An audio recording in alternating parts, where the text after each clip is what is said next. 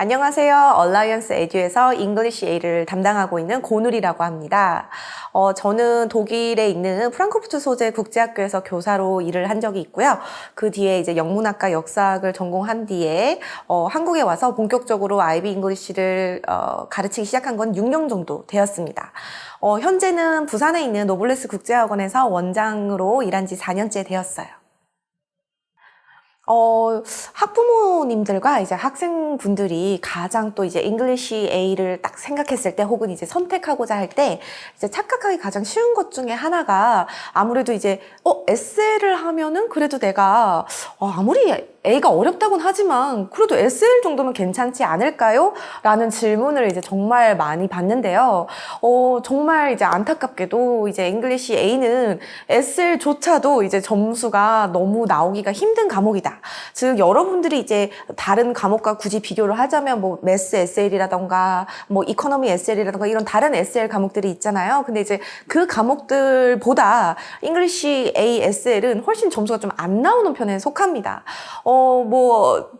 굳이 이제 데이터로 말을 하자면 코로나 전에는 7점 비율이 4%밖에 안 됐고요. 이제 대부분의 평균 점수는 이제 5점 내지 6점이었어요. 근데 이제 5점의 비율이 가장 높았습니다. 세계에서. 그래서 평균 점수가 한 5점대인 거예요. SL인데. 그래서 사실 잉글리시 A를 들었을 때 여러분들이 만약에 처음에 딱 들어가서 시험을 딱 쳤어요. 근데 4점 뭐 5점 이렇게 나온 거예요. 근데 실망을 하실 필요가 전혀 없는 게 그게 평균 점수예요.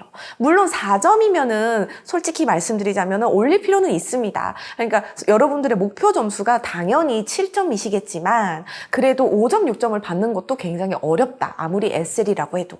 그렇게 생각하시는 게 좋을 것 같아요.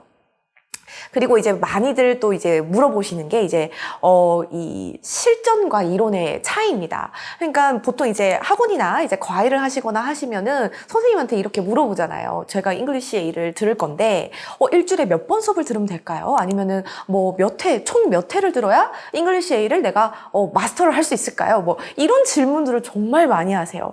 근데 이거는 정말 여러분 약간 여러분들 다 운동하시잖아요. 학교에서 우리 뭐 축구나 농구 이런 거랑 똑같아요.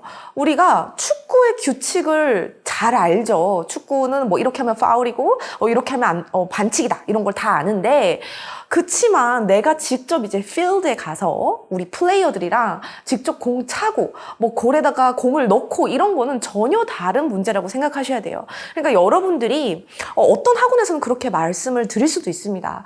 이론을 이렇게 열심히 미리미리 이제 11학년 되기 전에 이론을 이렇게 바짝 해놓으면 잉글리시 A 전혀 문제 없다 이런 말을 들을 수도 있는데요. 근데 이론을 배우고 안 배우고 내가 이론을 얼만큼 잘하느냐가 문제가 아니라 사실은 라이팅이 가장 문제예요. 그래서 여러분들이 머리로 아무리 어떤 디바이스라던가 뭐 how to analyze 하는 어떤 그런 스텝들을 아무리 메모라이징을 열심히 해놔도 이것을 텍스트에다가 자기가 직접 넣고 그것을 또 자기의 말로 풀어서 쓰는 거는 운동에서 직접 자기가 축구장 나가가지고 필드에 나가서 축구 차고 공 차고 이런 거랑 똑같다고 생각하시면 훨씬 이해하기가 쉬울 거예요. 그래서 우리 감독님들 우리 축구 감독님들 안 뛰잖아요. 이거 앉아서 이제 이론적으로 이제 코칭을 막 해준단 말이에요. 하지만 이제 직접 뛰는 플레이어들의 입장이 돼 보면 정말 이론과 실전이 이렇게 다르구나라는 거를 알기가 쉽죠. 그래서 여러분들이 만약에 잉글리시 A를 이제 미리 공부를 하고 싶다면 정말 이론만 하는 게 아니라 이론보다 사실은 더 많이 해야 되는 게 라이팅 연습입니다. 그래서 뭐 주 몇 회 하면 되나요가 아니라요, 여러분. 운동이란 것도 그렇잖아요. 우리가 매일 운동하는 사람이랑 일주일에 뭐 한 번, 두 번 이렇게 운동하는 사람이랑 당연히 체력도 다르고 실력도 다를 수밖에 없습니다. 그래서 여러분들이 정말 나는 라이팅을 정말 걱정돼요. 잉글리시 A를 내가 선택을 했는데 너무 내가 이거를 좋은 점수를 받을 수 있을까 이제 걱정이 된다 하면은 정말 이 손으로 핸드라이팅 연습을 매일매일 하는 게 제일 좋습니다. 그러니까 매일매일 꾸준히 하는 게 제일 중요해요. 이게 뭐 일주일에 뭐 한두 번 수업해서 그때만 딱 손으로 딱 쓰고 숙제 딱 한 번 하고 끝. 그렇게 했을 때 내가 잉글리시 A를 잘하기를 익스펙트 하는 거는 솔직히 조금 욕심이 조금 지나친 게 아닐까라는 생각이 들어요. 그래서 여러분들이 이제 만약에 1시간을 쓰면 1시간만큼 는 거고요. 만약에 여러분들이 6시간, 7시간 에세이를 써봤으면 딱 그만큼 느는 거예요. 근데 이렇게 느끼는 아이들도 있을 수도 있어요. 예를 들면 저는 진짜 라이팅 연습 열심히 했어요. 매일 1시간씩 혹은 매일 2시간씩 했는데 그런데도 저는 안 돼요. 이런 친구들도 있을 텐데요. 이거는 여러분 제가 꼭 말씀드리고 싶은 거는 만약에 내가 1시간, 2시간 했는데도 부족하다. 그러면 정답은 더 하는 거예요. 왜냐면 이게 사람마다 다 다른 건데 누군가에게는 1시간, 2시간이 이제 충분할 수도 있습니다. 그런데 나에게는 다를 수도 있잖아요. 그래서 여러분들이 만약에 직접 1시간, 2시간 했는데 나한테 부족해. 그러면 더 하셔야 되는 거예요. 그래서 거기서 어떤 해답을 좀 찾을 수 있기를 바라고요. 그리고 이제 마지막으로 또 많이 이제 또 우리 학부모님들과 이제 학생분들이 물어봐 주시는 게 SAT랑 IB 잉글리시랑 어떤 관련이 있느냐. 예를 들면 SAT 공부 열심히 하면 막 리딩 점수 막 700점 막 이렇게 나오면 IB 잉글리시 A도 잘할 수 있지 않을까요? 이렇게 또 문의를 또 많이 주시는데요. 사실 이게 당연히 도움은 되겠죠. 왜냐면 우리 SAT 공부해본 친구들은 알겠지만 방학 때 솔직히 여러분들이 SAT 공부 얼마나 많이 해요.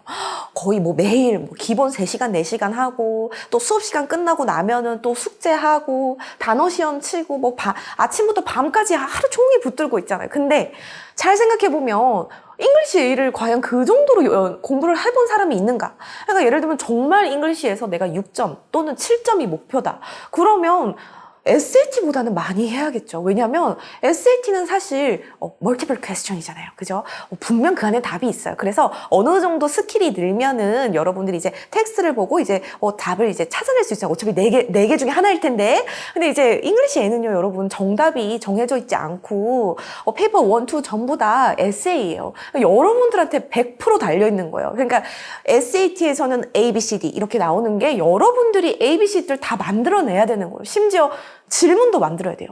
여러분들 질문도 만들어서 거기에 대답도 만들어야 되는 거예요. 그러니까 얼마나 더 어렵겠어요. 그래서 SAT를 하면 분명히 리딩에는 도움이 됩니다. 왜냐하면 SAT에 이제 우리 첫 번째 텍스트가 보통 리터리 텍스트고 히스토리컬 텍스트로 가면 이제 스피치도 나오고 하잖아요. 그래서 잉글리시 A로 가면 여러분들이 스피치도 배우고 리터리 텍스트도 배웁니다. 다만 SAT는 방향을 정해줘요. 여러분 문제에서 물어보면 그 4가지 중에 방향이 있으니까 여러분들이 거기서 이제 정답을 찾는 거고, 잉글리시 A는 정해져 있는 답에서 여러분들이 정답을 찾는 그런 개념이 아닙니다. 여러분들이 직접 아까 말씀드렸던 것처럼 문제를 만들어서 거기에 자기만의 답을 또 A, B, C, D로 넣어서 그걸 또 어떻게 해요? 말로 풀어서 또 설명을 해줘야 돼요. 왜 그런지, 왜 이게 정답인지. 에비던스도 여러분들이 직접 골라서 절대 그 누구도 골라주지 않아요. 여러분들이 직접 골라서 또 그것도 서포팅을 또 해줘야 돼요. 그래서 여러분들이 SAT를 마치 잉글리시 A를 리플레이스 할 수 있는 것처럼 생각하시면 안 되고요. SAT는 SAT, 잉글리시 A는 잉글리시 A 이렇게 따로 구분지어서 이제 공부하는 게 훨씬 내가 왜 잉글리시 A를 공부해야 되는가를 생각했을 때 그래서 공부해야 되는구나 라고 좀 쉽게 이해할 수 있을 것 같아요. 이제 IB 잉글리시 A에서 이제 착각하기 쉬운 것들에 대해서 이야기를 나눠봤는데요.